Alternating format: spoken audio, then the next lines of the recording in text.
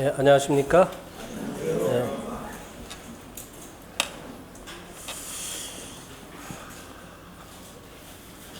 이 앞에 나올 때까지 고민을 많이 했습니다. 어떤 말씀을 전할까?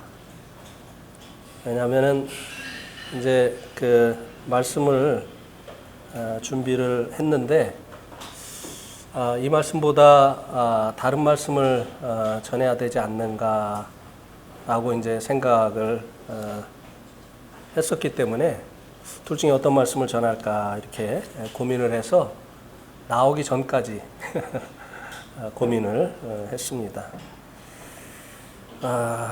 지금도 고민이 되네요. 네. 네. 2시간 하죠, 2시간. 2시간? 네. 그러면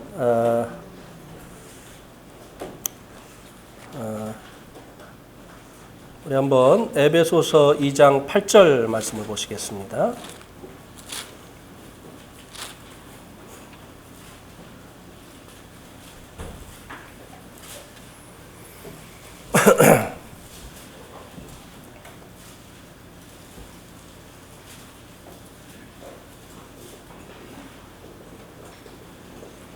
에베소서 2장 8절 같이 읽겠습니다. 시작. 너희는 그 은혜에 의하여 믿음으로 말미암아 구원을 받았으니 이것은 너희에게서 난 것이 아니요 하나님의 선물이라. 그 다음에 로마서 5장입니다.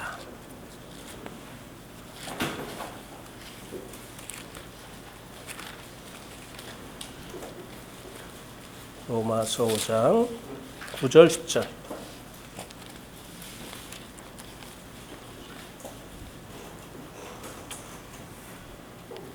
또 같이 읽겠습니다. 시작. 그러면 이제 우리가 그의 피로 말미암아 의롭다 하심을 받았으니 더욱 그로 말미암아 진노하심에서 구원을 받을 것이니 곧 우리가 원수 되었을 때에 그의 아들의 죽으심으로 말미암아 하나님과 화목하게 되셨은즉 화목하게 된 자로서는 더욱 그의 살으심으로 말미암아 구원을 받을 것이니라. 그 다음에 빌립보서 2장을 보시겠습니다.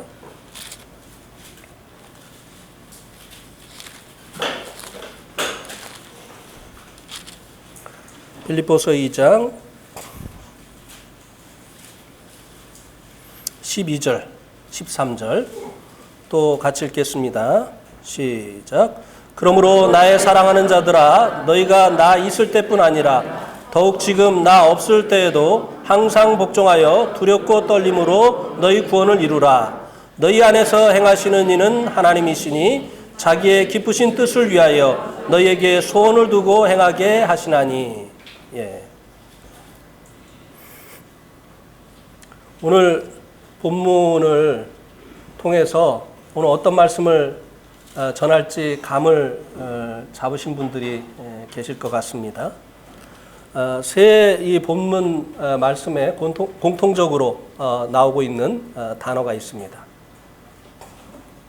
무엇이죠? 구원입니다.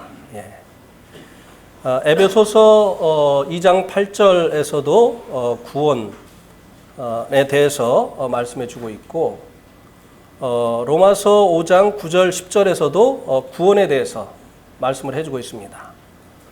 또 빌립보서 2장 12절 13절에도 구원에 대해서 말씀을 해주고 있습니다. 그런데 다른 점이 있습니다. 동일한 구원에 대해서 말씀해주고 있는데 각 이 세 성경 구절이 다른 면을 구원의 다른 면을 말씀해주고 있는데요. 그거는 에베소서 2장 8절에서는 구원을 얻었다. 이 구원을 과거 시제로 말씀해주고 있습니다. 그래서 에베소서 2장 8절에서는 이미 얻은 바 되어진 구원을 말씀해주고 있습니다. 그리고 이제 로마서 5장 9절에서 10절은 어떻게 해요? 얻을 것이다. 구원을 미래 시제로 얘기해 주고 있습니다. 이것은 우리가 아직 얻지 못한 구원이에요. 이것은 미래에 얻게 되어질 그 구원을 말씀해 주고 있는 것입니다. 그리고 이제 빌립보서 2장 12절하고 이 13절에서는 두렵고 떨림으로 구원을 어떻게 해요? 이것은 현재 시제를 얘기하죠. 현재의 우리의 삶 가운데서 이루어야 될 이 구원에 대해서 말씀을 해주고 있습니다. 그러면 에베소서 2장 8절을 통해서 이미 우리가 얻은 바 되어진 구원이 무엇을 말하는 것이냐라고 하는 것을 살펴보겠습니다.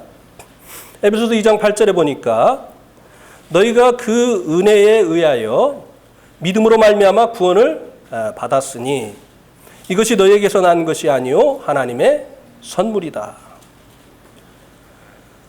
이미 받은 바 되어진 이 구원, 이 구원의 근거가 은혜라고 말씀해 주고 있습니다. 우리가 이제 구원을 받았는데요. 그 구원을 받는 근거가 은혜라고 하는 것입니다. 우리가 때로 사람들에게 복음을 전하기 위해서 질문을 하죠. 구원을 받으셨습니까? 라고 하는 질문을 합니다.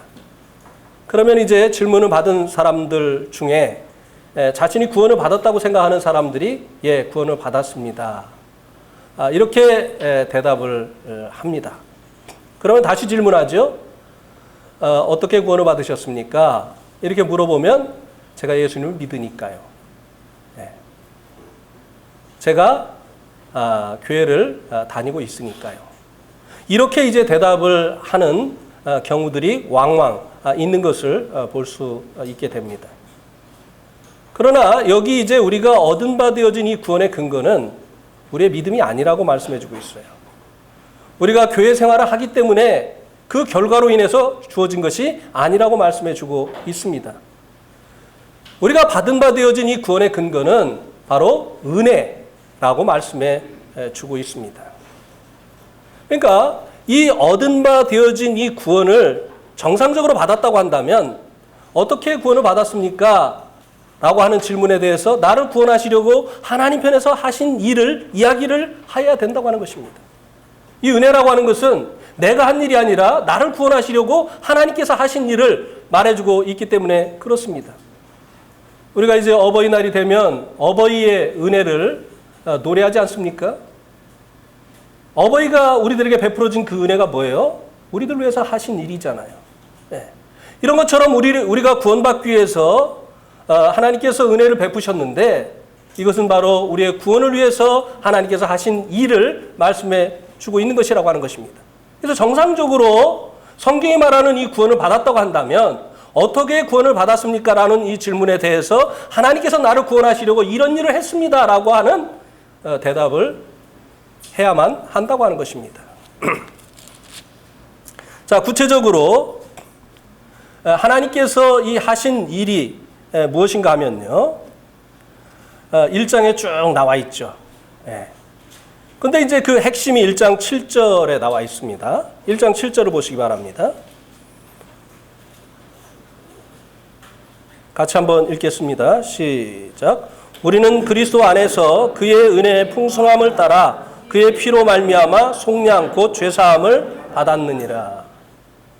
여기 보니까 우리는 그리스도 안에서 그의 은혜의 풍성함을 따라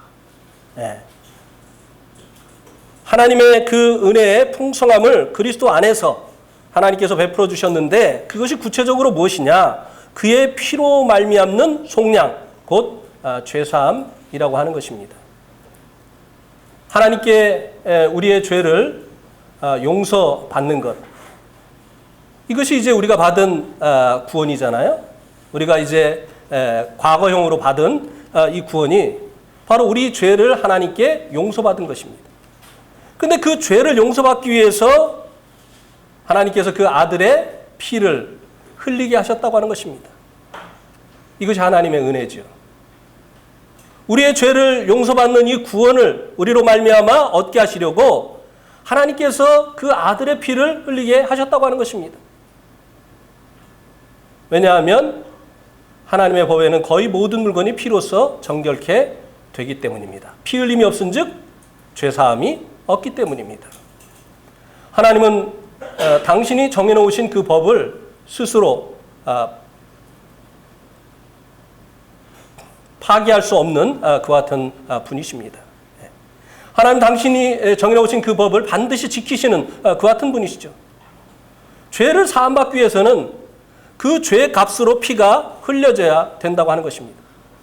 그래서 그 피도 죄 없는 사람의 피가 흘려져야 되는 것이죠.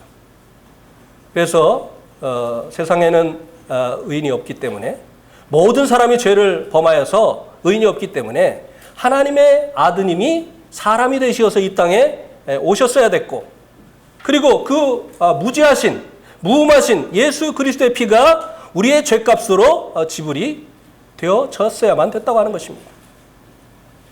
이 예수 그리스도의 이 피로 인해서, 이 은혜로 인해서 하나님께서 우리들의 죄를 용서해 주시는 이 같은 은혜를 베풀어 주실 수 있게 되어진 것이라고 하는 것입니다. 그래서 우리가 받은 바 되어진 이 구원은 예수 그리스도의 그 흘리신 피로 말미암는 이 죄사함의 구원이라고 하는 것입니다. 이것을 다른 말로 무엇이라고 하느냐고 하면 우리가 하나님 앞에 의롭다함을 얻었다라고 하는 것으로 표현을 하기도 합니다. 죄인인 우리가 예수님의 대속을 통해서 이제 의인이 되어졌다라고 하는 것입니다. 그래서 이미 얻은 바 되어진 이 구원을 위해서는 우리 편에서 할 일이 없었다는 것이에요. 그래서 이것이 우리에게서 난 것이 아니고 하나님의 뭐라고요? 선물이라고 하는 것입니다. 선물. 하나님께서 이 구원을 이제 대가 없이 하나님께서 우리들에게 허락해 주셨다고 하는 것입니다. 그런데 이 선물은요, 공짜하고는 좀 다르죠. 그죠? 공짜 하면은 어떤 느낌이 듭니까? 싸구려. 공짜 하면 이 싸구려 느낌이 들죠. 그러나 우리가 받은 이 구원은 우리 편에서 대가를 지불하지 아니하고 하나님 편에서 아드님을 통해서 우리의 죄값을 지불해 주셨기 때문에 이것은 고귀한 선물이라고 하는 것입니다. 우리가 거저 구원을 받기 위해서 하나님 편에서 아들을 희생하시는, 아드님의 그 생명의 피를 쏟게 하시는 이와 같은 엄청난 대가를 지불했다고 하는 것입니다. 우리가 누군가에게 선물을 할 때 그 사람의 마음을 얻고자 해서 누군가에게 그 선물을 하게 될 때 귀한 것을 선물하지 않습니까? 그냥 공짜로 주는 것은 귀한 것을 주지 않아요. 그러나 적어도 선물을 한다고 하는 것은 선물하면은 우리가 이제 남자가 이제 여자에게 청혼을 할 때 하는 이 선물을 생각할 수 있지 않습니까? 청혼을 하려고 이제 그 선물을, 반지를 선물하는데 아주 이제 값싼 거, 공짜로 얻을 수 있는 거, 이런 것을 주면 그 사람의 마음을 얻을 수 있겠습니까? 얻지 못하죠. 나를 무시한다고 생각하죠. 하나님을 떠나서 이제 양과 같이 하나님 떠나서 그릇 행하는 우리의 마음을 하나님께로 돌리시기 위해서 하나님께서는 엄청난 이 선물을 우리들에게 허락해 주셨다고 하는 것입니다. 그래서 이미 얻은 바 되어진 이 구원은 예수님의 흘리신 이 보혈로 말미암는 죄사함, 의롭다함을 얻는 것, 이것을 칭의 구원을 말씀해 주고 있다고 하는 것입니다. 그 다음에 이제 로마서 5장 9절 10절을 보시면요.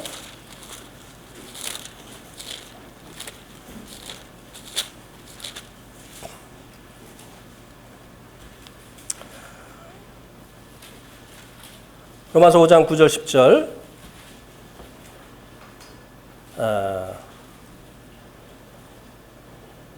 그러면 이제 우리가 그의 피로 말미암아 의롭다 하심을 받았으니 더욱 그로 말미암아 진노하심에서 어떻게 해요? 구원을 얻었다고 했습니까? 이루라고 했습니까? 아니면 앞으로 받을 것이라고 말씀해 주고 있습니까? 이 구원은 우리가 받지 못한 구원이에요. 우리가 받은 구원은 무엇이라고요? 죄사함 받은 거, 의롭다함을 얻은 거. 근데 여기서는 우리가 아직 받지 못한 미래에 얻게 되어질 이 구원에 대해서 말씀해 주고 있습니다. 그런데 이 구원에 미래에 얻게 되어질 이 구원의 근거도 무엇이라고 말씀해 주고 있습니까? 그의 피. 그의 피라고 말씀해 주고 있어요. 그럼 이 미래의 그의 피로 말미암아 얻게 되어질 이 구원이 무엇을 말씀해 주고 있느냐고 하는 것입니다. 죄를 용서받는 그 구원을 말씀해 주고 있는 것이 아닙니다. 그로 말미암아 어디에서 구원을 받는다고요? 진노하심에서 구원을 얻을 것이다. 진노하심에서. 하나님 공의로우시기 때문에 믿지 않는 자들에 대해서 심판을 하십니다. 하나님의 진노가 구체적으로 나타나는 그때가 바로 7년 대환란 때입니다. 이때 하나님의 진노가 이 땅에 쏟아지게 되죠. 그래서 여기 이제 이 진노하심에서 구원을 받는다라고 하는 것은 이제 주님의 피로 말미암아 의롭다함을 얻고 구원받은 이 성도들은 하나님의 진노가 쏟아지는 이 7년 대환란에 참여하지 않는다고 하는 것입니다. 더 큰 진노가 있죠. 하나님의 더 큰 진노. 그것이 무엇일까요? 지옥입니다.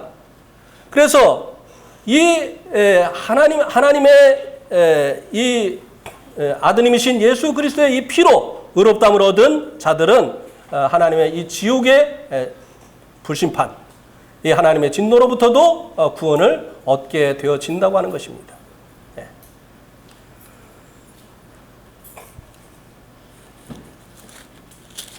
데살로니가 전서 말씀을 보시기 바랍니다.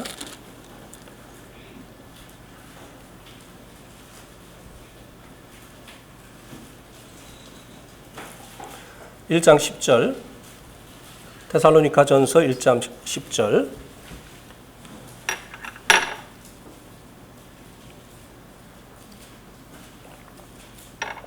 같이 읽겠습니다. 시작. 또 죽은 자들 가운데서 다시 살리신 그의 아들 하늘로부터 강림하시는 것을 너희가 어떻게 기다리는지 말하니 이는 장래의 노하심에서 우리를 건지시는 예수시니라. 예수님께서 이제 7년 환란이 시작되어지기 전에 공중에 강림하시죠. 그죠? 그런데 주님께서 이 공중에 강림하시는 그 목적이 여기 무엇이라고 말씀해 주고 있습니까? 장래의 노하심. 그러니까 이 하나님의 노하심인 이 7년 환란으로부터 우리를 건지시러 오시는 것이 주님께서 이제 공중에 강림하시는 목적이다라고 말씀해 주고 있습니다.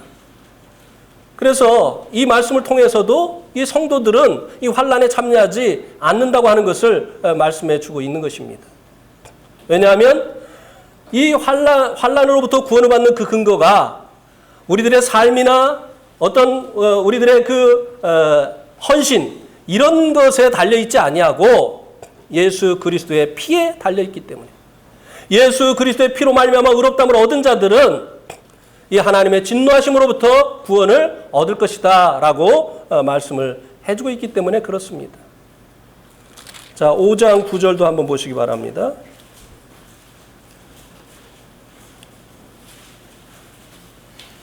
데살로니가전서 5장 9절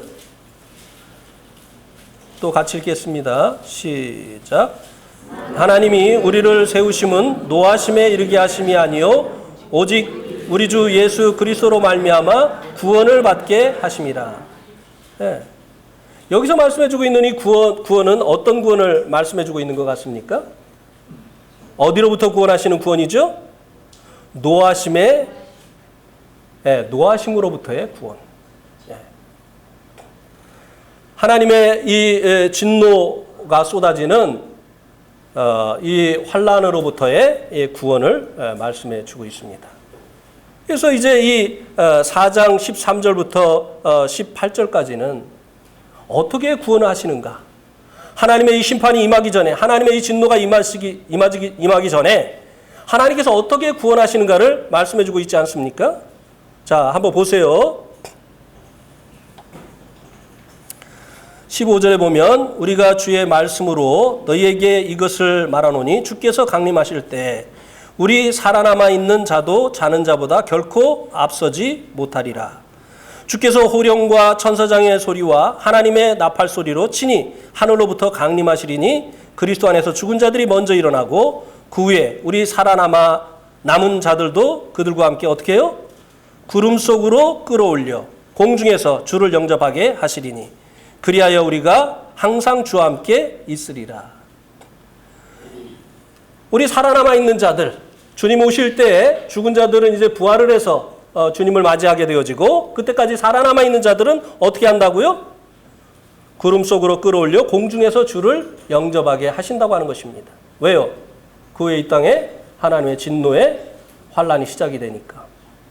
하나님의 이 노하심에 참여하지 않게 하기 위해서 주님께서 공중에 오시게 될 때 성도들을 이제 공중으로 끌어올리시는 이와 같은 일을 먼저 하신다고 하는 것입니다. 이것을 우리가 뭐라고 얘기하죠? 휴거라고 이야기를 합니다. 휴거. 휴거는 영어가 아니에요. 한문입니다. 예, 휴거는 영어가 아니에요. 한문이에요. 예, 공중으로 끌어올리는 것을 들휴자라고 해요. 들휴. 예, 공중으로 끌어올리는 것을 이야기를 합니다. 예. 이렇게 이제 미래에 얻게 되어질 이 구원도요. 우리가 이제 이미 얻은 바 되어진 구원이 행위로 말미암지 않은 것처럼 미래에 얻게 되어질 이 구원의 근거도 우리들의 행위와 관련이 없다고 하는 것입니다. 아들 예수 그리스도의 피로 말미암아 의롭다함을 얻은 자들은 그가 헌신을 했든지 안 했든지 그가 이제 주님 앞에서 어떻게 살았든지 상관없이 주님 오시는 그날에 휴거되어질 것이라고 하는 것입니다. 구원함을 얻게 되어질 것이라고 하는 것입니다. 지옥에 가지 않을 것이라고 하는 것입니다. 아멘? 예.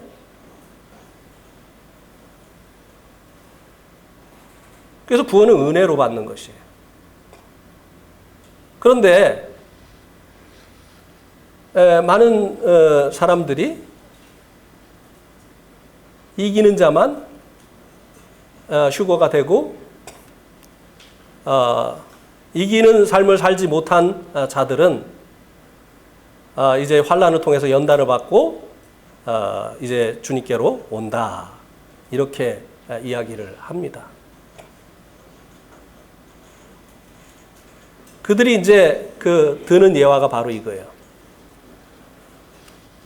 위트리스 리가 쓴 그 주님의 재림이라고 하는 책에 나와 있는 그 예화인데요.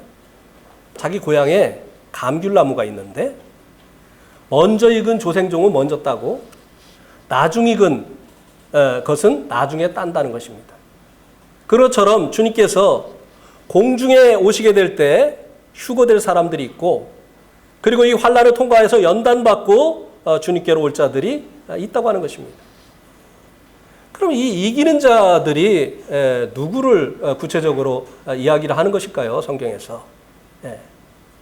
일곱 교회에 나타난 이 이기는 자들은요. 구원받은 성도들을 얘기하는 것이에요.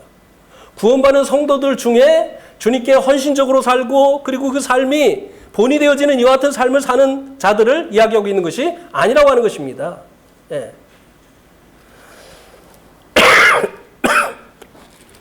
우리 한번 요한 1서 5장을 한번 보시기 바랍니다.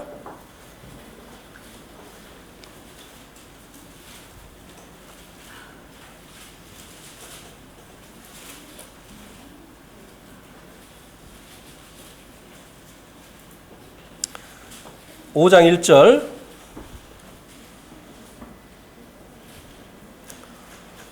같이 읽겠습니다. 예수께서 그리스도이심을 믿는 자마다 하나님께로부터 난 자니 또한 낳으신 이를 사랑하는 자마다 그에게서 난 자를 사랑하시느니라. 그리고 이제 4절 보세요. 예수 그리스도를 믿는 자마다 하나님께로부터 난 자라고 했죠?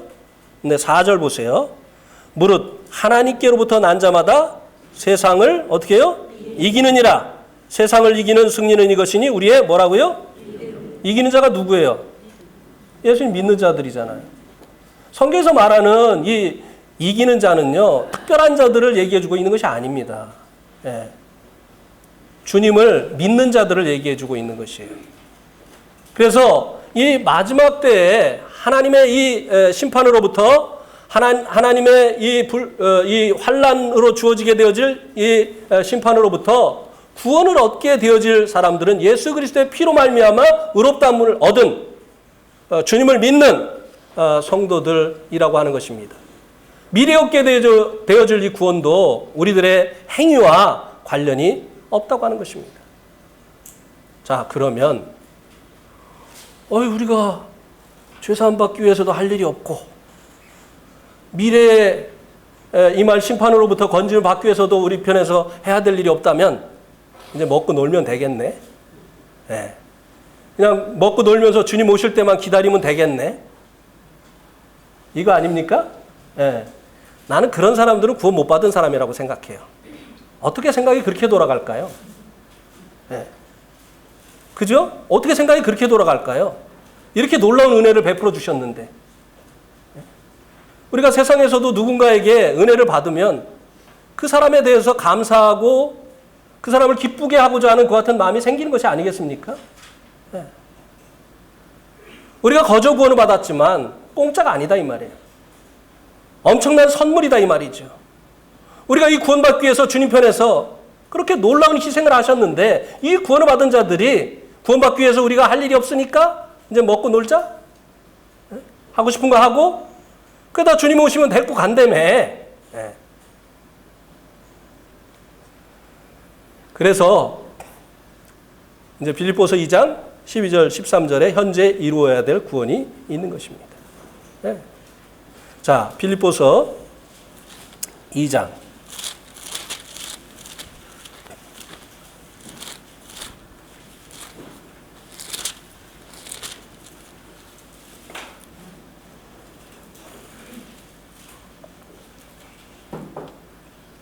12절 13절 그러므로 나의 사랑하는 자들아 너희가 나 있을 때뿐 아니라 더욱 지금 나 없을 때에도 항상 복종하여 두렵고 떨림으로 너희 구원을 어떻게 하라고요?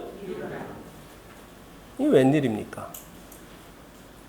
지금 이 구원을 이루라고 하는 이 편지를 받고 있는 사람들이 누구죠? 빌립보 구도자들입니까? 성도들입니까? 그러면 성도들에게 구원을 이루라고 했다고 한다면 성도들이 받은 구원이 뭔가 부족한 것일까요?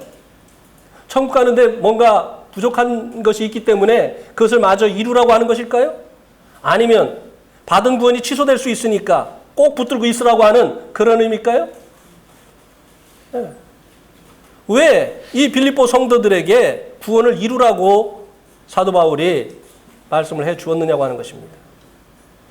이거는 칭의 구원을 말하는 것도 아니고 나중에 이제 환난으로부터 구원받을 그 구원을 말하는 것도 아니라고 하는 것입니다. 구원하면 무조건 칭의 구원과 연관을 시키기 때문에 이런 말씀을 이해를 못하는 거예요. 네. 아니 구원을 받았는데 무슨 또 구원을 이루어? 그 율법 아니야? 아니요. 우리가 하나님의 말씀을 바로 이해하기 위해서는요. 그 본문이 말해주고자 하는 것이 무엇인가를 이해를 하고자 해야 됩니다. 내가 가지고 있는 생각으로 성경을 풀어서는 안 돼요. 네. 얻은 바 되어진 구원은 칭의 구원, 죄사함의 구원을 얘기합니다. 그리고 얻게 되어질 이 구원은 이제 환난으로부터의 구원입니다. 지옥으로부터의 구원이에요. 또 한 가지가 있다면 몸의 구속이겠죠. 우리가 아직 이제 천국에 합당한 이 몸을 얻지 못했어요. 주님 오시는 그날에 순식간에 우리의 몸이 주님과 같은 그런 몸으로 변화되어지는 이 구원, 이 영화 구원. 네. 그러나 여기서 말씀해주고 있는 이 구원은 얻은 바 되어진 구원, 그리고 얻게 되어질 구원, 그것을 말씀해주고 있는 것이 아니라고 하는 것입니다. 자, 이 구원을 이루기 위해서 취해야 될 태도를 말씀해주고 있는데요. 항상 어떻게 해요? 복종하여 두렵고 떨림으로. 이것이 현재 이루어야 될 구원을 위해서 취해야 될 태도입니다. 항상 어떻게 하라고요? 복종. 그 다음에 두렵고 떠는 거. 이게 뭐지요? 경외하는 거죠. 복종하고 두렵고 떠는 것은 뭔가 대상이 있다는 거죠. 네. 그러면 이 현재 이루어야 될 이 구원을 위해서 우리가 항상 복종하고 두렵고 떨어야 될 그 대상이 누구냐고 하는 것이에요. 13절에 나와 있습니다. 너희 안에서 행하시는 이는 하나님이시니. 누구에 대해서 항상 복종을 하라고요? 네, 우리 안에 계신 하나님. 우리 안에 계신 하나님. 지금 천국에 계신 그 주님이 아니라 우리 안에 계신 하나님. 누구죠? 네, 성령님. 현재 이루어야 될 이 구원을 위해서 우리가 이제 항상 복종하고 두렵고 떨어야 되는데 그 대상이 누구라고요? 우리 안에 계신 하나님이신 성령님이다 이 말입니다. 네. 이 성령님에 대해서 항상 복종하고 그리고 그분을 경외해야만, 경외한다고 하는 말이 무엇입니까? 그분을 하나님으로 인정하는 거예요. 네.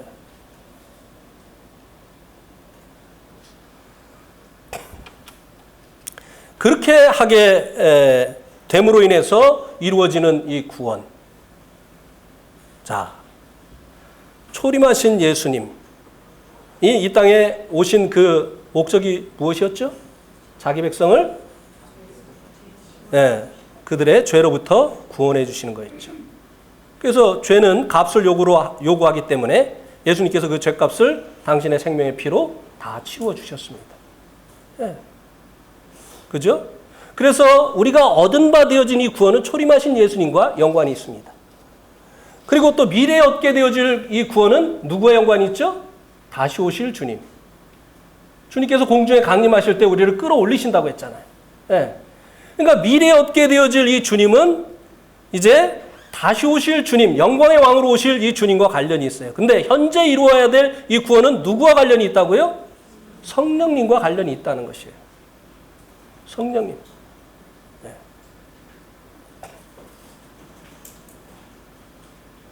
그러면 이 성령님께서 우리 안에 오시어서 이루어내시기를 원하시는 그 구원이 무엇이냐고 하는 것이에요. 자, 로마서 8장을 보시기 바랍니다.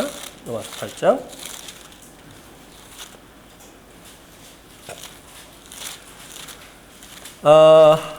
한번 갈라디아서부터 보겠습니다. 갈라디아서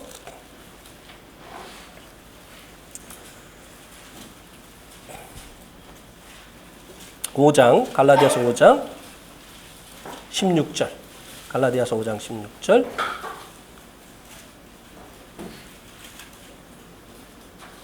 같이 한번 읽겠습니다. 시작. 내가 이르노니 너희는 성령을 따라 행하라. 그리하면 육체의 욕심을 이루지 아니하리라.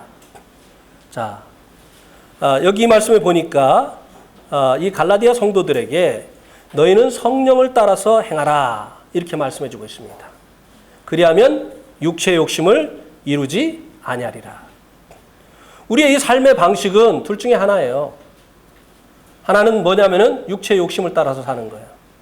하나는 뭐냐면은 성령의 소욕을 쫓아서 사는 것입니다. 그런데 성도가 살아야 될 이 삶의 방식이 바로 이 성령님의 그 소욕을 쫓아서 사는 것이라고 하는 것입니다. 그러면 이 성령님의 소욕을 따라서 살게 되어지면 어떠한 결과가 일어나느냐? 자, 22절 보세요. 22절. 육체의 열매를 앞에 얘기해 주고 있고, 그러니까 내가 육체를 따라서 사느냐, 성령을 따라서 사느냐를 이 열매를 보면 알 수 있는 거예요.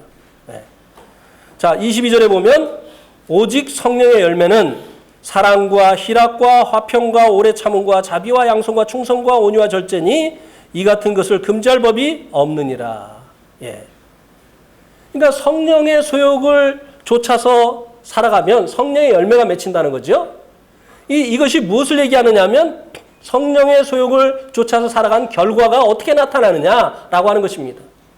그것이 여기에 보니까 사랑과 희락과 화평과 오래 참음과 자비와 양선과 충성과 온유와 절제. 성령의 9가지 열매가 맺힌다는 거죠. 그죠? 근데 이 성령의 9가지 열매는 사실 누구에게 나타나는 모습입니까? 이 성령의 9가지 이 열매는 누구에게서 볼 수 있는 이 모습입니까? 바로 우리 주님 예수님에게서 볼 수 있는 이런 모습이에요. 그래서 성령의 소욕을 쫓아서 살아가게 되어지면 어떤 결과가 빚어지느냐? 예수님을 닮게 되어진다고 하는 것입니다. 예. 결국은 두렵고 떨림으로 구원을 이루라 라고 하는 이 말의 의미가 뭐냐면요. 성령님께서 우리를 그리스도의 형상으로 깎아내도록 우리 자신을 그분에게 드리라고 하는 것입니다. 그분은 조각가예요. 우리를 그리스도의 형상으로 깎아내시려고 오신 분이에요. 그래서 그분이 원하시는 대로 우리를 깎아 가시도록 우리의 소욕대로 살지 말고 그분이 원하신 대로 우리 자신을 계속해서 복종하라고 하는 것입니다. 드리라고 하는 것입니다. 그분이 원하신 대로 하실 수 있도록. 그리고 그분이 그렇게 하시기를 원하시는 하나님이시라고 하는 것을 알고 그분을 경외하라고 하는 것입니다. 네.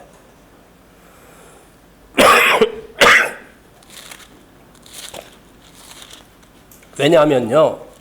로마서 8장 15절을 한번 보시기 바랍니다.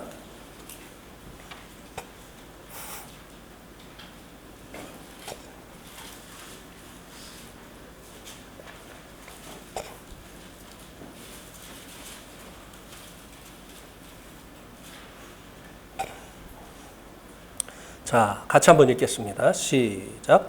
너희는 다시 무수하는 종의 영을 받지 아니하고 양자의 영을 받았으므로 우리가 아빠 아버지라 부르짖느니라.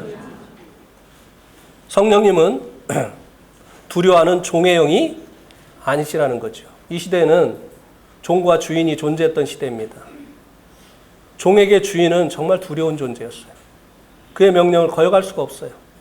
자기의 뜻이 있어도요, 자기 뜻대로 할 수가 없어요. 주인이 시키는 대로 해야 됩니다. 성령님은 그런 영이 아니라는 거예요. 성령님이 우리를 아들의 형상으로 빚으시기를 원하셔서 우리 안에 거하시는데요. 우리가 복종할 때 그분이 우리를 그렇게 빚어가시도록 우리가 그분께 우리 자신을 내어드릴 때 그분이 그 일을 해나가시지 우리의 의사에 반해서 어거지로 하시는 그 같은 분이 아니라고 하는 것입니다. 죄는 그렇지가 않잖아요. 우리가 선을 행하기를 원하는데 죄가 무엇을 행하게 해요? 악을 행하게 해요. 그래서 이 옛 우리의 통치자인 이 죄는요. 우리가 원하는 삶을 살지 못하게 했습니다. 우리를 자기가 원하는 대로 끌고 갔어요. 그러나 성령님은요. 하나님이심에도 불구하고요. 우리 인생에 대한 이 소유를 가지고 계신 하나님이심에도 불구하고 또 피로 값주고 사셨기 때문에 우리는 이제 그분의 종이에요, 사실. 그렇지 않습니까? 피로 값주고 샀기 때문에 그 시대에 종들을 값주고 사면 주인의 소유가 되어지는 것처럼 우리는 그분의 종입니다. 그러한데도 불구하고 그분은 우리를 강제적으로 인도하시는 그런 분이 아니기 때문에 성경은 늘 성령의 소욕을 쫓아서 행하라고 말씀해 주고 있는 것입니다. 복종하라고 말씀해 주고 있는 것입니다. 네. 그러면 이 성령님의 이 인도하심을 따라서 살아가는 그 방법을 한번 보시겠습니다. 로마서 14장 17절.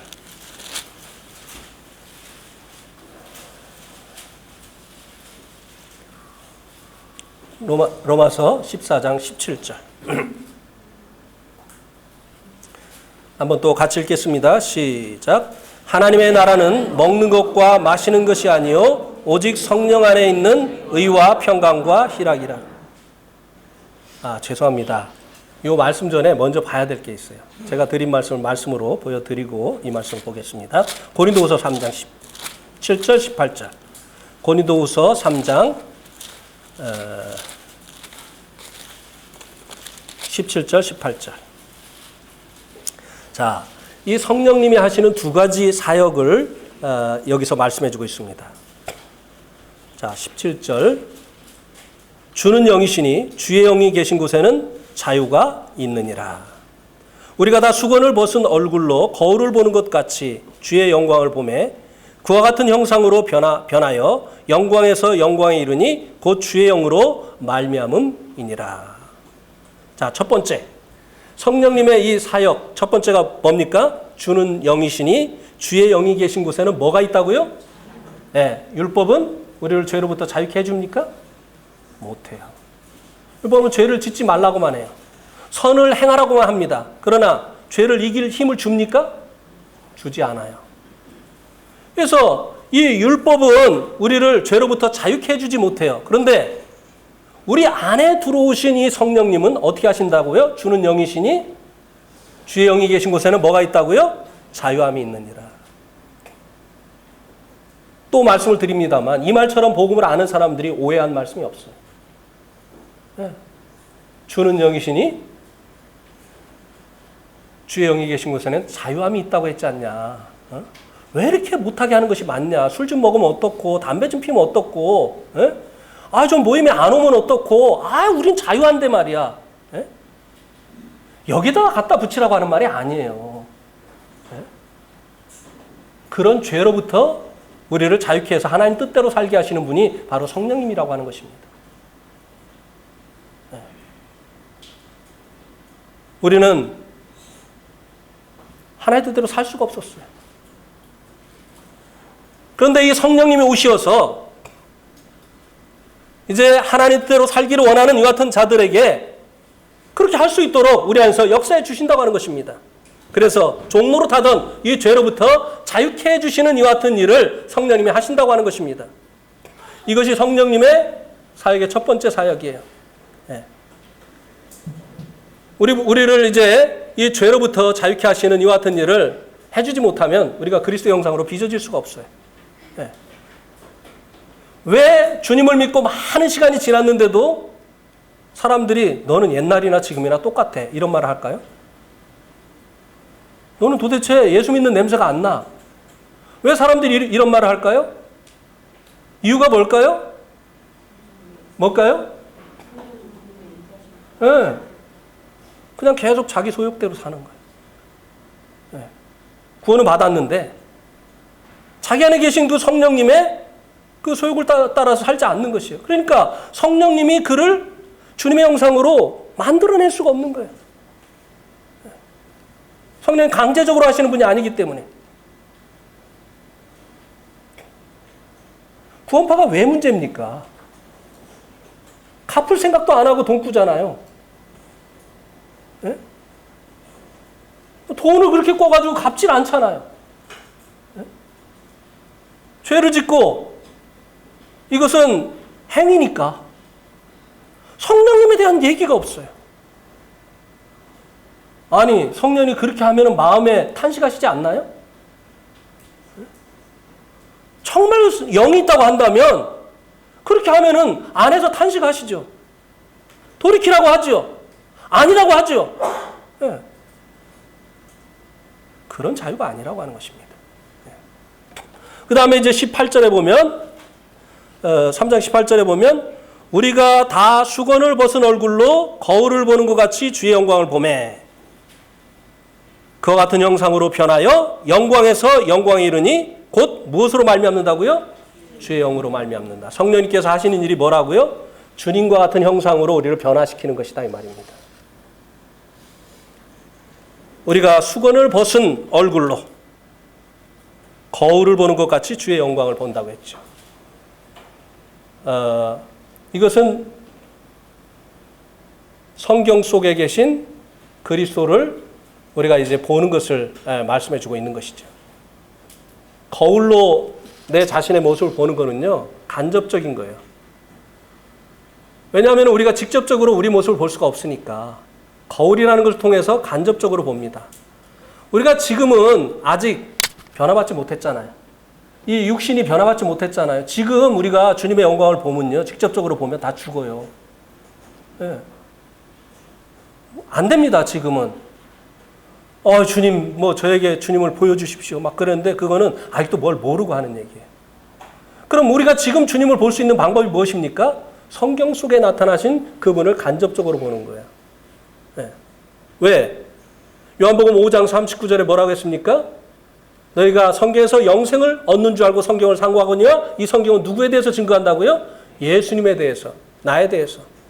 그러니까 우리가 성경 속에서 그 성경에서 증거하시는 예수님을 만나는 거예요. 그분을 보는 거예요. 그리고 그와 같은 형상으로 우리를 어떻게 하신다고요? 성령님께서 우리를 빚어 가신다고 하는 것입니다.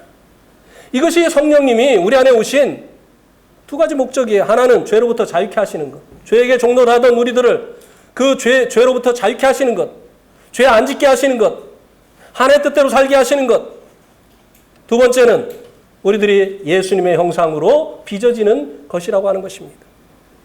그래서요, 이 성령님을 쫓아서 성령의 소욕을 따라서 살아가게 되면요,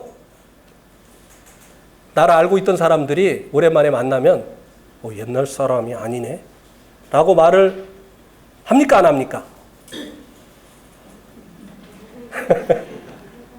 예. 나 교회 다녀 라고 말 안 해도 야, 옛날하고 완전히 달라졌네. 이렇게 하는 것이 정상이잖아요. 그죠? 왜요? 그의 주의 영이 우리를 변화시키시니까. 예수님의 그 형상으로 만들어 가시니까요. 자, 로마서 14장 17절을 보시기 바랍니다.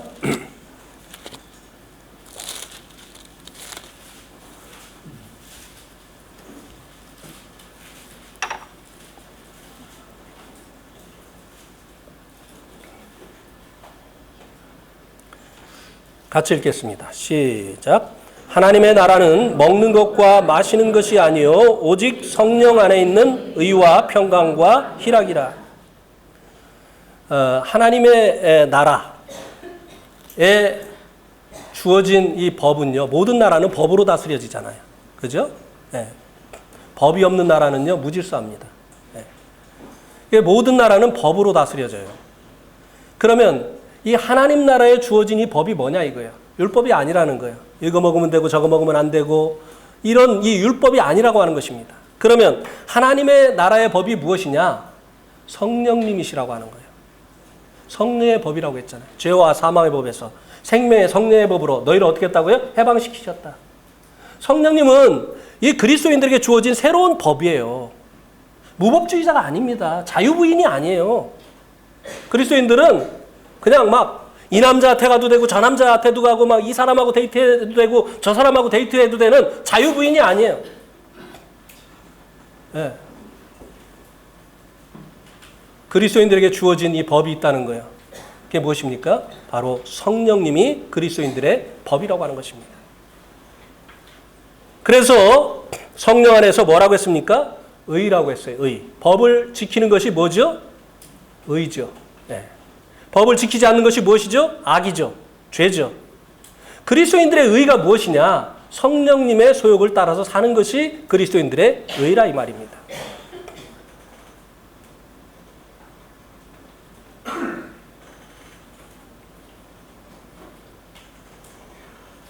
성령님의 소욕을 따라서 살아가는 것이 그리스도인들의 의다 이 말입니다.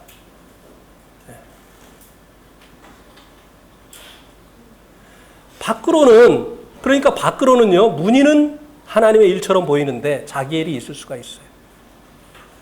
자기의 의를 위해서. 자기 입지 다지려고 하는 이런 일이 있을 수가 있다고 하는 것입니다. 그런 일은요, 해놓고 인정받지 못하면 불평합니다. 왜? 그것이 목적이었는데 인정해주지 않으니까.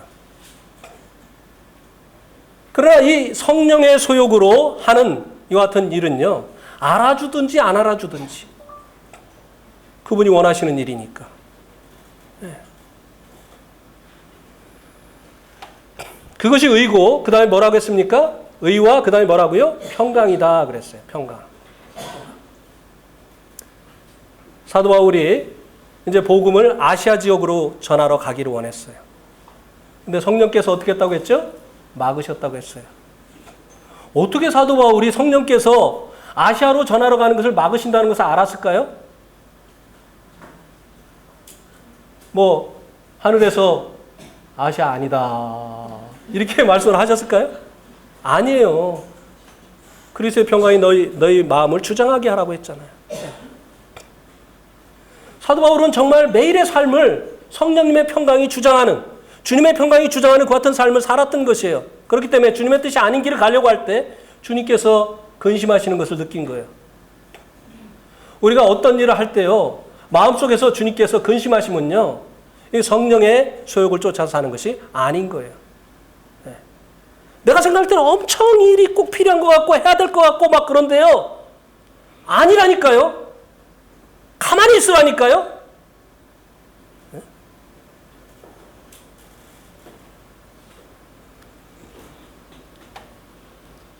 사도 바울이 어떻게 했습니까? 아시아에 복음 전해야 됩니다.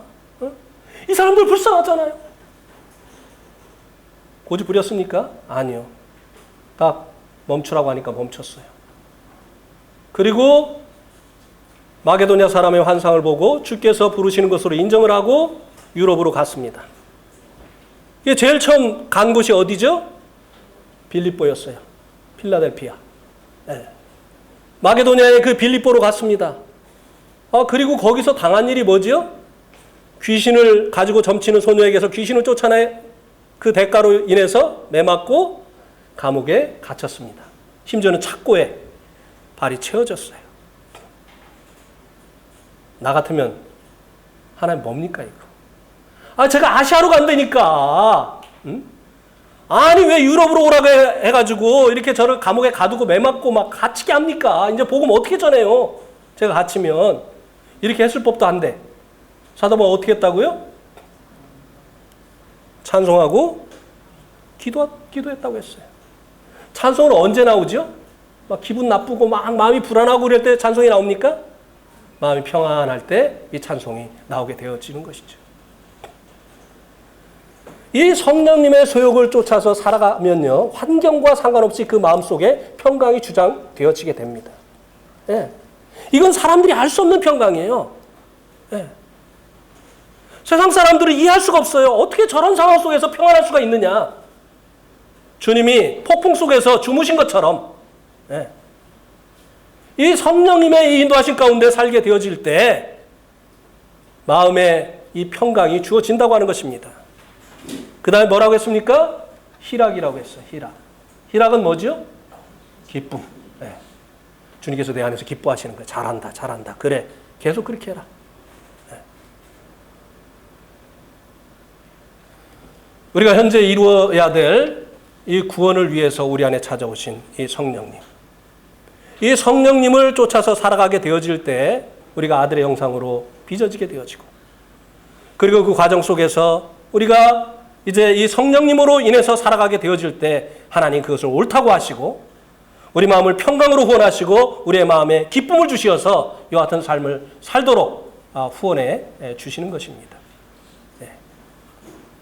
우리가 이루어야 될 이 구원, 이것을 위해서 온 마음을 이제 써야 되고, 그리고 이것을 이루시기 위해서 우리 안에 계신 그 성령님의 인도하심을 따라서 살아야 되는 것입니다. 우리는 무법한 자가 아니에요. 오히려 최고의 법, 가장 높은 수준의 법이신 이 성령의 법을 가진 그 같은 자들이라고 하는 것입니다. 오늘 말씀 여기까지 드리도록 하겠습니다.